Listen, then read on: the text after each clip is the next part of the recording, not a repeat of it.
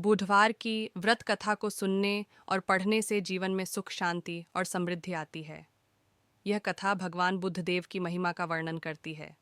कथा के अनुसार एक व्यक्ति अपनी पत्नी को विदा कराने के लिए ससुराल गया। सास ससुर ने उसे बुधवार के दिन यात्रा न करने की सलाह दी, लेकिन वह नहीं माना। रास्ते में उसकी पत्नी को प्यास लगी और जब वह पानी लेने गया तो वापस आकर देखा कि उसकी पत्नी के पास उसकी ही शक्ल का एक और व्यक्ति बैठा है। दोनों में झगड़ा होने लगा और राज्य के सिपाही आ गए। पत्नी भी असमंजस में थी कि असली पति कौन है।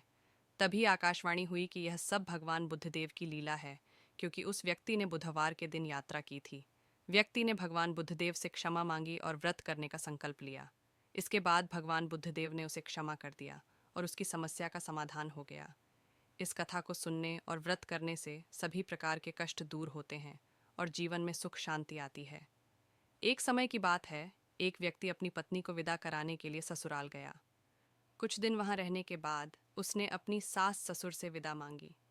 सास ससुर ने उसे समझाया कि बुधवार के दिन यात्रा करना अशुभ होता है और उसे गुरुवार तक रुकने की सलाह दी, लेकिन वह व्यक्ति नहीं माना और बुधवार के दिन ही अपनी पत्नी को विदा कराकर अपने नगर को चल पड़ा।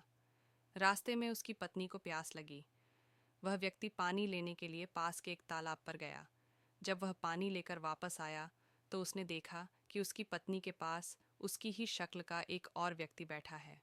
दोनों में बहस होने लगी कि असली पति कौन है। पत्नी भी असमंजस में थी कि असली पति कौन है। तभी राज्य के सिपाही वहां आ गए और दोनों को पकड़कर राजा के दरबार में ले गए।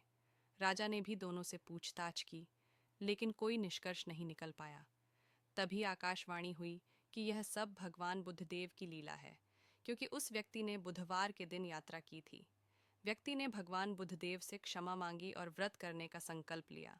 इसके बाद भगवान बुद्धदेव ने उसे क्षमा कर दिया और उसकी समस्या का समाधान होगा। इस कथा को सुनने और व्रत करने से सभी प्रकार के कष्ट दूर होते हैं और जीवन में सुख शांति आती है।